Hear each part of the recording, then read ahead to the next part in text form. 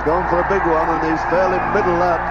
My word, he's given that everything he knew. It's 6 and by Oslier. शोहरत, कामयाबी, आसमान से ऊंचाई मिलना कभी कभी किस्मत की बात होती है। ये किस्मत की बात तब ज्यादा होती है जब कोई व्यक्ति तमाम योग्यता के बावजूद वो मुकाम हासिल न कर सके जिसका वो वाकई हकदार था। हम एक ऐसे व्यक्ति को जानते हैं, बहुत सालों से जानते हैं, लेकिन कई साल बाद पता लगता है कि वो असल में क्या था, मगर हमारे अफसोस कोई मायने नहीं होते। नमस्कार दोस्तों, मैं अतुल हूँ।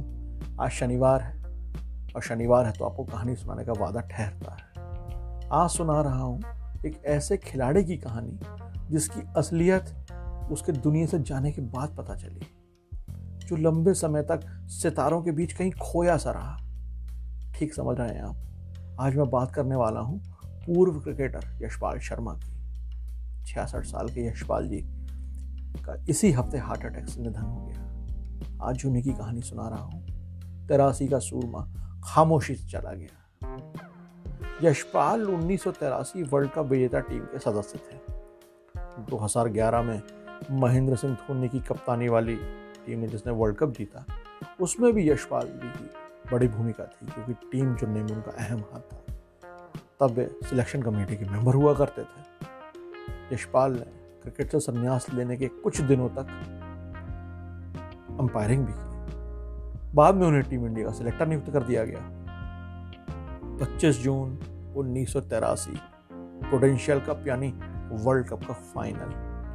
हम सबके जहन में लॉर्ड्स की गैलरी में कप उठाए कपिल देव का चेहरा सामने आ जाता है। बरक्स, जबरदस्त मुस्कुराता हुआ चेहरा, ऐतिहासिक।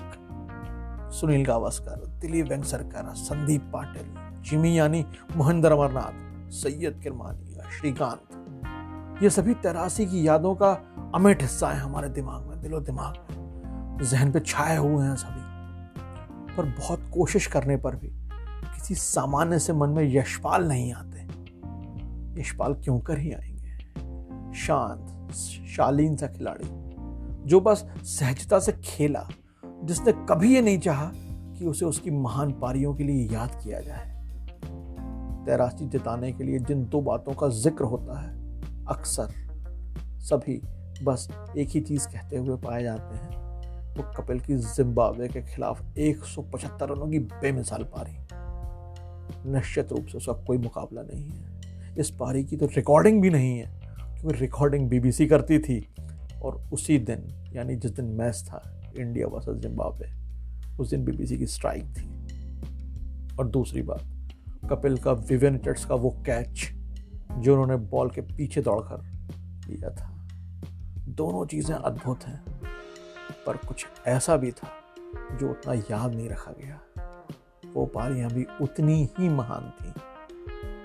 11 अगस्त 1954 को लुधियाना में जन्मे यशपाल ने स्कूल से खेलते हुए 260 रन की पारी खेली और सुर्खियों में आ गए। यशपाल ने बिशन सिंह बेदी की कप्तानी में टेस्ट और वेंकट राघवन की कप्तानी में वनडे में डेब्यू किया था। पर वे सुनील गावस्कर और बाद में कपिल की कैप्टनसी में एक मिडिल ऑर्डर बैट्समैन के रूप में सामने आए। कुछ लोगों का मानना है कि उनके साथियों ने उनके कंट्रीब्यूशन को थोड़ा फीका कर दिया।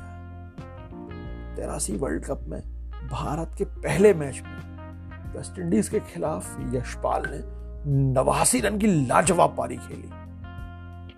यशपाल के बल्ले से जो भी रन निकले वो जोएल गार्नर, मैल्कम मार्शल और माइकल होल्डिंग जैसे धुआंधार बॉलर्स के खिलाफ थे। मतलब मैं इनका नाम ले रहा हूं और चौंक जाता हूं।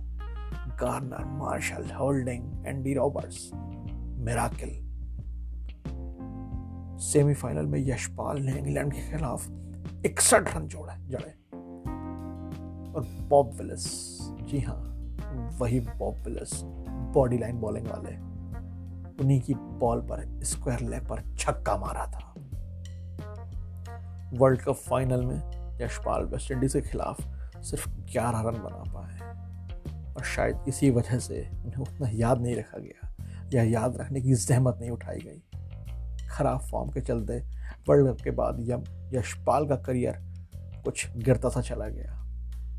पहले उन्हें टेस्ट टीम से बाहर किया गया और फिर वनडे टीम में भी वापसी नहीं कर सके। यशपाल ने आखिरी टेस्ट नवंबर 1983 और लास्ट वनडे जनवरी 1985 में खेला था। यानी कपिल पाल जी से कंपेयर करें तो बहुत पहले वो अपना सब कुछ खत्म कर चुके थे।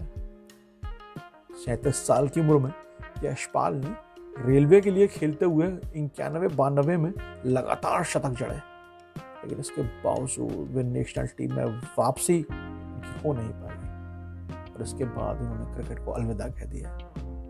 संन्यास लेने के बाद कुछ मैचों में वो एम्पायरिंग भी करते हैं, बाद में सिलेक्टर भी नियुक्त हुए इंडियन टीम के। 2003 से 2003 तक सिलेक्टर रहे। 2008 में फिर से सिलेक्टर बनाए गए। जो सबसे बड़ी बात है उनकी, ठीक है उन्होंने 82, माफी चाहता हूं, उन्होंने सिर्फ 42 वनडे खेले और इस दौरान टीम में एक मुख्य आधार भी बने रहे। लेकिन बाकी खिलाड़ियों की तुलना में, उन खिलाड़ियों को जिन्हें हम लेजेंड्स कहते हैं, उनके कंपैरिजन में यशपाल भारतीय क्रिकेट प्रशंसकों की नजर में उतने बड़े स्टार नहीं बन पाए। वनडे पारियों में कभी भी 42 वनडे पारियों में कभी भी 0 पर आउट नहीं हुए। ये एक रिकॉर्ड है, बट इस रिकॉर्ड को याद रखने की जहमत कोई नहीं उठाता। ये रिकॉर्ड कभी सामने भी नहीं आ पाया। यशपाल ने 37 टेस्ट में 1606 रन बनाए, इनमें 2 सेंचुरी के साथ 9 हाफ सेंचुरी भी शामिल हैं। उन्होंने 160 फर्स्ट क्लास मैचों में 8,933 रन बनाए, जिनमें 21 सेंचुरी शामिल हैं। यशपाल दिलीप साहब को बहुत मानते थे। दुखद संयोग ही है कि अब हमारे बीच दिलीप साहब भी नहीं है। यशपाल कहते थे कि मुझे क्रिकेटर बनाने में दिलीप साहब की बड़ी भूमिका थी।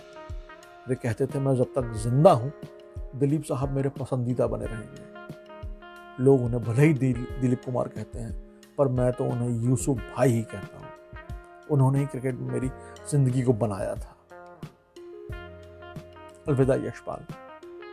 बस यही थी आज की कहानी।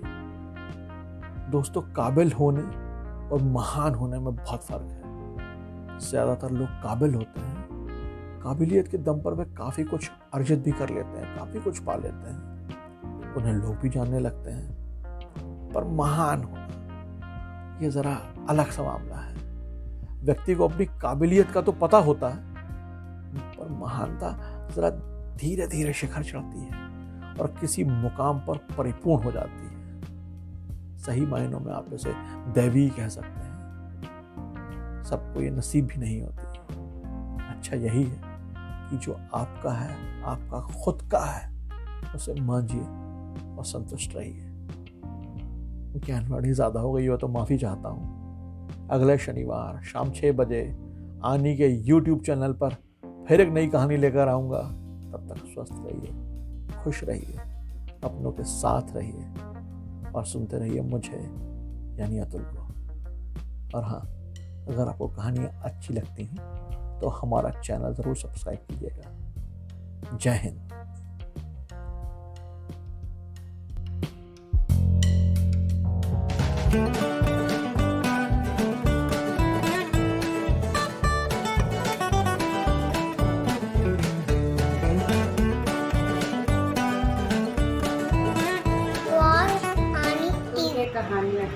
अतुल की कहानियाँ।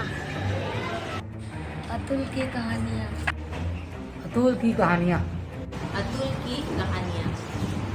कहानियाँ। ये अतुल की कहानी। अतुल की कहानियाँ। अतुल की कहानियाँ।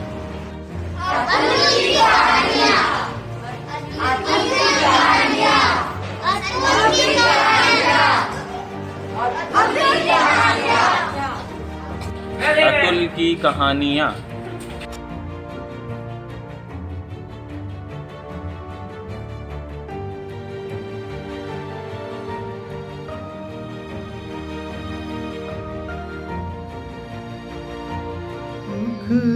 के सब साथी दुख में न को